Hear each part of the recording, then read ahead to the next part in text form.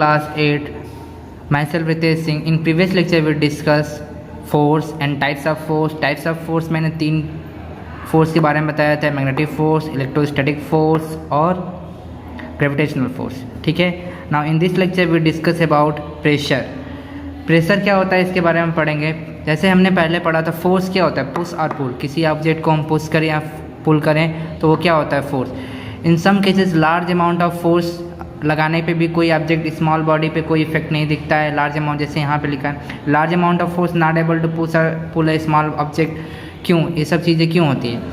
तो ये इसका रीज़न होता है सिंपल कि प्रेशर का भी काम क्या होता है कि प्रेशर भी एक फोर्स की तरह वर्क करता है. ठीक है. When we press an object a force is exerted on the surface object. जब भी हम किसी ऑब्जेक्ट पे प्रेस करते हैं या फोर्स लगाते हैं या तब उस पर क्या एक होता है, एक प्रेशर का क्रिएशन होता है, या जब प्रेस करते हैं तो उस पर एक फोर्स का क्रिएशन होता है. The force exerted on the unit area of the surface is known as pressure. तो फोर्स, जो भी फोर्स एक यूनिट एरिया में अप्लाइड होता है उसे हम क्या कहते हैं, प्रेशर कहते हैं.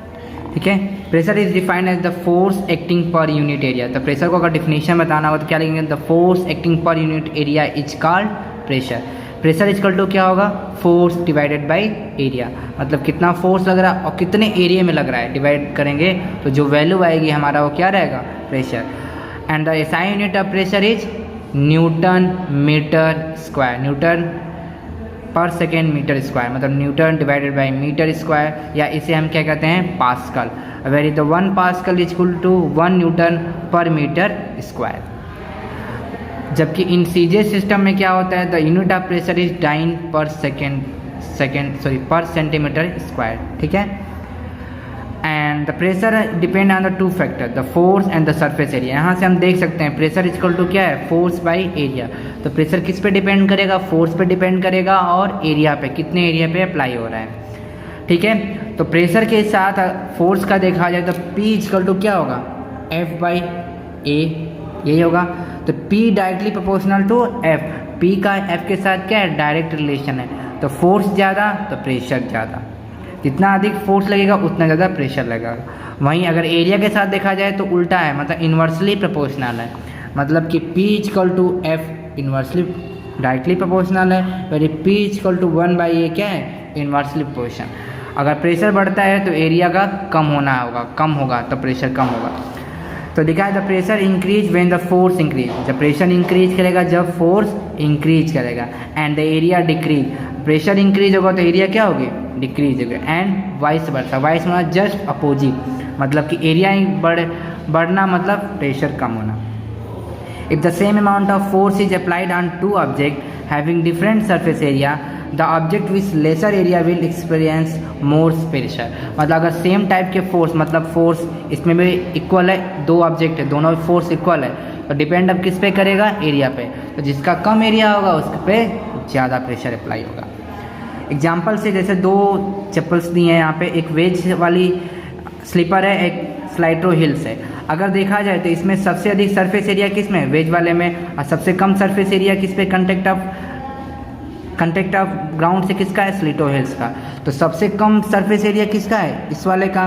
तो इस पर क्या होगा, ज़्यादा प्रेशर अप्लाई होगा एज कंपेयर टू वेज वाले पे. यही बात आपको पॉइंट में कहा है. वैसे ही लिखा है the camels being desert animal are adopted with large flatted feet that make them easy to run on sand. The weight of the camel body is distributed on their broader feet since the pressure is low and the camel does not sink into the desert. क्या होता है, जो camels के जो पैर होते हैं वो क्या होते हैं, लार्ज क्या फ्लैटेड फीट होते हैं.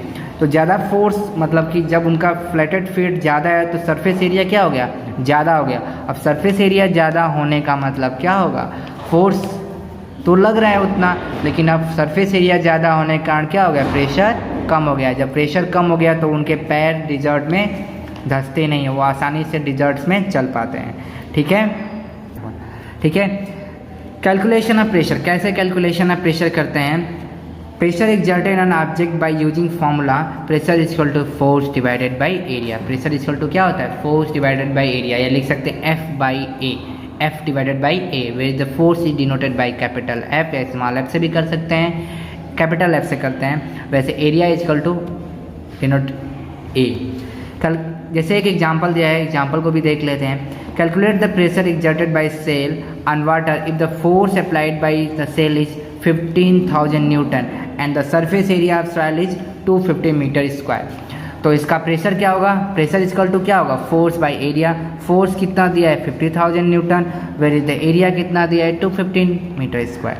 तो हम बस रख देंगे फोर्स जगह 50,000 न्यूटन और एरिया की जगह 250 मीटर स्क्वायर, डिवाइड कर देंगे तो कितनी वैल्यू आएगी 200 न्यूटन पर मीटर स्क्वायर, या इसे कह सकते हैं 200 पास्कल। ठीक है। नेक्स्ट हमारा आता है अब फ्लूइड प्रेशर। प्रेशर में भी हम पढ़ेंगे एक फ्लूइड प्रेशर।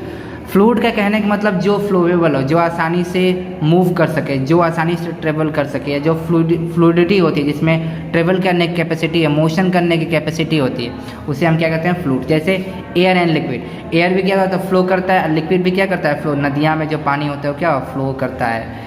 वैसे पानी को हम कहीं रख देंगे तो क्या होगा, पानी को अगर हम ऊपर के सरफेस से गिराएं तो बहते बहते नीचे आ जाएगा, तो ये क्या है फ्लोवेबल है, वो क्या है फ्लो करता है। तो air and liquid are together called fluid. Air हो या लिक्विड हो, दोनों क्या कहते हैं फ्लूइड्स कहते हैं। Both liquid and air exert pressure on the object which are emerge into them. जो लिक्विड होता है या एयर होता है, दोनों क्या करते हैं प्रेशर लगाते हैं किस पे, ऑब्जेक्ट पे। कब, जब उसके अंदर कोई ऑब्जेक्ट रखी होती है। ठीक है, ठीक है। तो अब हमारे पास क्या होता है फोर्स में हम दो चीज़ पढ़ेंगे, एक बॉइंट फोर्स के बारे में पढ़ेंगे क्या होता है। The upward force exerted by liquid is called बॉइंट force, या कहते हैं बॉयंसी। जैसे ये लिक्विड कंटेनर कंटेनिंग एक कंटेनर जिसमें लिक्विड रखा हुआ है, इसमें कोई ऑब्जेक्ट रख दिए हैं, तो ऑब्जेक्ट रख दिया तो इस पर जो अपवर्ड की तरफ फोर्स लग रहा है उसे हम क्या कहेंगे बॉइंट फोर्स कहते हैं। The बॉइंट force exerted by liquid determines whether the object will float on the surface और सिंक डाउन। मतलब कि बॉइंट फोर्स क्या डिटरमाइन करता है कि कोई ऑब्जेक्ट मतलब वाटर में फ्लो करेगा, मतलब तैरेगा या डूब जाएगा। ठीक है। तो when we calculate point force per unit area is called fluid pressure. जब भी हम बॉइंट फोर्स कैलकुलेट करते हैं पर यूनिट एरिया में तो उसे ही हम क्या कहते हैं fluid pressure. The fluid pressure is a measurement of the force per unit area on an object in the fluid or on the surface of closed container। ठीक है। फ्लूइड प्रेशर क्या होता है, एक फोर्स होता है जो पर यूनिट एरिया ऑब्जेक्ट पे लगता है, कब, इन द फ्लूइड या on the surface of closed container. ठीक है। This pressure can be caused by gravity, acceleration, force outside closed container. ये किसके कारण होता है, ग्रेविटी के कारण होता है। ठीक है। या क्लोज कंटेनर में उसके सभी वाटर मॉलिक्यूल्स के कारण होता है। ठीक है। Since a fluid has no definite shape it pressure applied in all direction. पता है आपको कि जो भी लिक्विड होता है उसका कोई डेफिनिट शेप नहीं होता है, जबकि डेफिनिट वॉल्यूम होता है। तो इसलिए डेफिनिट शेप ना होने के कारण वो हर डायरेक्शन से उस ऑब्जेक्ट पर क्या कर रहा होगा, प्रेशर क्रिएट कर रहा होगा। ठीक है। The fluid pressure at given depth does not depend upon the total mass और टोटल वॉल्यूम ऑफ लिक्विड। ठीक है। जो फ्लूइड प्रेशर होता है एक गिवन पॉइंट डेप्थ में किस पे डिपेंड नहीं करता है, टोटल मास पे भी डिपेंड नहीं करता है, टोटल वॉल्यूम के लिक्विड पे भी डिपेंड नहीं करता है। ठीक है। The same happen in case of air as well. जैसे लिक्विड में केस होगा वैसे ही ये चीज़ एयर में भी होगा।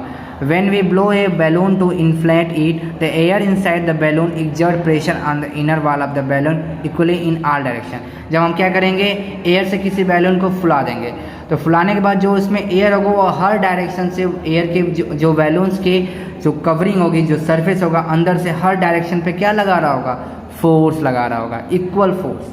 If the continuously blow air the balloon burst up. अब जैसे जैसे हम उसको फुलाते जाएंगे एयर क्या कर रहा होगा, उसमें हवा ज़्यादा हो रही है तो और फोर्स लगा रहा होगा और प्रेशर लगा रहा होगा, और एक ऐसा सिचुएशन आता है कि क्या होता है, बैलून फट जाता है। क्यों फट जाता है, क्योंकि जो फोर्स होता है वो जो प्रेशर फोर्स होता है इनसाइड द एयर, जो बैलून के अंदर जो एयर द्वारा फोर्स लगता है वो ज़्यादा हो जाता है as compare to balloon surface force. ठीक है।